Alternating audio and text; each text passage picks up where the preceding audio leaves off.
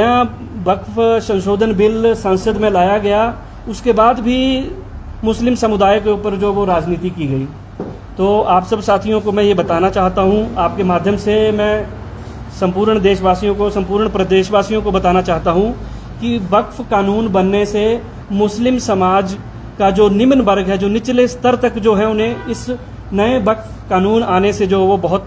फ़ायदा होगा। और फ़ायदा कैसे होगा वो मैं आप लोगों के बीच में रखने जा रहा हूँ सारी बातें। तो नए वक्फ कानून के अंतर्गत जो वो सबसे बड़ी जो महत्वपूर्ण चीज़ इसमें आई है वो है कि इसमें मुस्लिम महिलाओं को भी प्रतिनिधित्व जो वो मिलेगा, जिसका हम जो वो केंद्र सरकार का स्वागत अभिनंदन करते हैं कि मुस्लिम समाज की महिलाओं को भी इसमें जो वो प्रतिनिधित्व जो दिया जा रहा है। और दूसरा जो सबसे महत्वपूर्ण, यदि मैं हिमाचल की बात करूं, क्योंकि हम सब लोग आज हिमाचल में बैठे हैं, तो वर्तमान सरकार वक्फ के विरोध में वर्तमान सरकार के बहुत सारे मंत्री भी बहुत सारी प्रेस वार्ताएं कर रहे हैं। ज़्यादा का समय जो वो वर्तमान सरकार को प्रदेश में बने हुए हो गया है, परंतु मुस्लिम समुदाय के हित में जो बोर्ड, यानी जिसे वक्फ बोर्ड कहा जाता है, आज दिन तक वक्फ बोर्ड का जो वो संचालन नहीं कर पाया, यानी वक्फ बोर्ड जो वो प्रदेश सरकार द्वारा नहीं बनाया गया है, इसके ध्यान बोर्ड बनाया गया है। तो मेरा प्रदेश सरकार से निवेदन शुरू से प्रतिनिधित्व इस कानून के माध्यम से जो वो मिलेगा, और इसके साथ साथ गैर मुस्लिम जो हमारे भाई हैं वह भी वक्फ बोर्ड में आएंगे, जिसका हम स्वागत करते हैं। किसी मुस्लिम धर्म के अलावा यदि किसी धर्म का कोई व्यक्ति हमारे बोर्ड के संचालन में हमारी मदद करने के लिए आता है तो इसका तो सवाल ही करना उचित नहीं होगा। लेकिन वक्फ बोर्ड में कितनी आमदनी आ रही है और इसमें कितना भ्रष्टाचार हो रहा है, क्योंकि जब इसके ऊपर किसी का कंट्रोल ही नहीं है, कोई बोर्ड ही नहीं बना है, कोई चेयरमैन ही नहीं है, कोई मेंबर ही नहीं है, तो न जाने कौन उस वक्फ बोर्ड का जो वो रख रखाव कर रहा होगा, इसकी कोई भी जानकारी प्रदेश सरकार देने में असमर्थ है। तो साथियों, सरकार का संपूर्ण तरीके से नियंत्रण होगा। वक्फ की जितनी भी संपत्तियां होंगी उनमें यदि किसी को कोई आपत्ति होगी तो वह वक्फ ट्राइब्यूनल में अप्रोच कर सकता है। वक्फ ट्राइब्यूनल के ऑर्डर से यदि वह प्रभावित होता है तो वह देश के विभिन्न अदालतों में भी जो वो अप्रोच कर सकता है। ऐसे निर्णयों का हम स्वागत करते हैं। और जो भी लोग मुस्लिम समुदाय को इन सभी चीज़ों से गुमराह करने का जो प्रयास कर रहे हैं, उन्हें मैं बताना चाहता हूं कि मुस्लिम समाज भी अब मुख्य धारा से दिन प्रतिदिन जो वो आगे बढ़ रहा है। तो आप लोगों के बहकावे में मुस्लिम समाज नहीं आएगा। और मेरा मुस्लिम समाज के मेरे सभी साथियों से भी मेरा निवेदन रहेगा कि आप इस वक्फ बिल को जो वो ध्यानपूर्वक पढ़ें और इसमें ढूंढें कि हमारे फायदे की क्या चीज़ें हैं। मैं आप लोगों के समक्ष ये जानकारी रखना चाहता हूँ कि 1950 में देश में वक्फ बोर्ड के पास जो वो टोटल 52,000 एकड़ जमीन थी। तो साथियों, जो कि 2009 में बढ़कर जो वो 2004 में बढ़कर जो वो 4 लाख एकड़ हो गई, 2014 में 6 लाख एकड़ हो गई। और यदि मैं वर्ष 2025 में की बात करूं तो आज के समय में वक्फ की जो संपत्ति है वो है 9,40,000 एकड़ जमीन, जो कि देश में सेना और रेलवे के बाद जो वो सबसे ज्यादा है। लेकिन इस वक्फ बोर्ड का जो निर्माण किया गया था वो इसलिए किया गया था ताकि मुस्लिम समुदाय के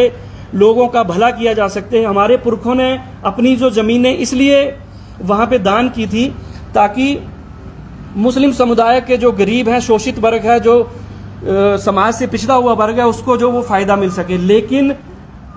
ये जानकर हैरानी होगी कि 9,40,000 एकड़ जमीन की यदि मैं बात करूं, मैं सच्चर कमेटी जो कि 2006 में सच्चर कमेटी आई थी उसके अनुसार मैं बात करूं तो लगभग 4 से 5 लाख करोड़ रुपए की सालाना आमदनी जो वो वक्फ बोर्ड की होनी चाहिए थी। जबकि वक्फ बोर्ड के द्वारा जो प्रस्तुत जानकारियां विभिन्न राज्यों के द्वारा दी गई हैं, तो टोटल मिलाकर के 100 करोड़ रुपए की उन्होंने आमदनी की बात की गई, यानी 12,000 करोड़ रुपए की जो आमदनी, जिसका सीधा सीधा फायदा मुस्लिम समाज के लोगों को मिलना था, ये वह भ्रष्टाचार की भेंट चढ़ते चढ़ते मात्र और 100 करोड़ रुपए रह गई। तो किस तरीके से जो पैसा,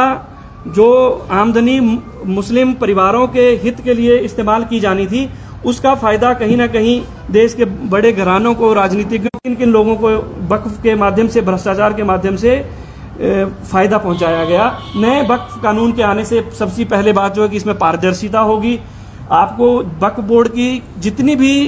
एक सेंट्रल पोर्टल बनाया जाएगा केंद्र सरकार के द्वारा, केंद्र वक्फ बोर्ड के द्वारा जो एक सेंट्रल पोर्टल बनाया जाएगा। राज्य में जितनी भी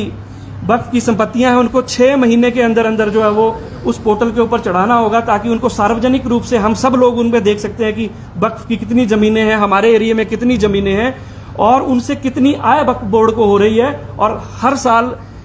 प्रदेश की सरकार, केंद्र सरकार यहाँ पे ऑडिट करेगी कि वह पैसा कहाँ कहाँ खर्च किया गया है और कैसे किया गया है। ऐसी जवाबदेही वक्फ बोर्ड को जो वो देनी पड़ेगी। नए कानून के आने से ये सारे बदलाव जो वो वक्फ बोर्ड में आएंगे और जिसका कि हम स्वागत करते हैं, अभिनंदन करते हैं। और प्रदेश सरकार से मैं आप सब लोगों के माध्यम से, आप सभी साथियों के मीडिया के माध्यम से प्रदेश सरकार से मैं निवेदन करना चाहूँगा कि आप जल्दी से जल्दी वक्फ बोर्ड, हज कमेटी और गुज्जर कल्याण बोर्ड का जो वो गठन करें, ताकि सुचारू रूप से, क्योंकि सिर्फ राजनीति करने से किसी भी समाज का भला नहीं हो सकता है। आप मैदान में आकर के लोगों का भला करें, आप समाज में आकर के लोगों का भला करें और वक्फ बोर्ड का शीघ्र अतिशीघ्र जो वो गठन करें। तो धन्यवाद आप सभी लोगों का, और आपके सवाल जो भी होंगे हम आप बारी बारी से पूछ सकते हैं। वक्फ में लिटिगेशन के मामले जो वो लगातार बढ़ रहे हैं, लेकिन क्योंकि इसमें जो फार्मूला बनाया गया था कि वक्फ ट्राइब्यूनल जो वो उसका जो चेयरमैन होगा वो डिस्ट्रिक्ट जज होगा, तो इसमें भी कुछ संशोधन किए गए हैं कि इसके जो मेंबर्स होंगे उन मेंबर्स में जो है वो एक मेंबर जो है वो मुस्लिम एक्सपर्ट होना चाहिए। पहले के कानून के अनुसार वह जो है वो केवल मुस्लिम ही होना चाहिए, परंतु अब नए कानून के अंतर्गत, क्योंकि हमारे समुदाय में, मुस्लिम समाज में यदि आपको एक जज ढूंढना होगा या तो मुस्लिम समाज के बहुत कम लोग आपको मिलेंगे। तो नया प्रावधान ये किया गया है कि इसमें नॉन मुस्लिम जज भी वक्फ ट्राइब्यूनल के मेंबर हो सकते हैं। तो मुझे लगता है इससे गति मिलेगी उन लिटिगेशन को के मामलों को निपटाने के लिए।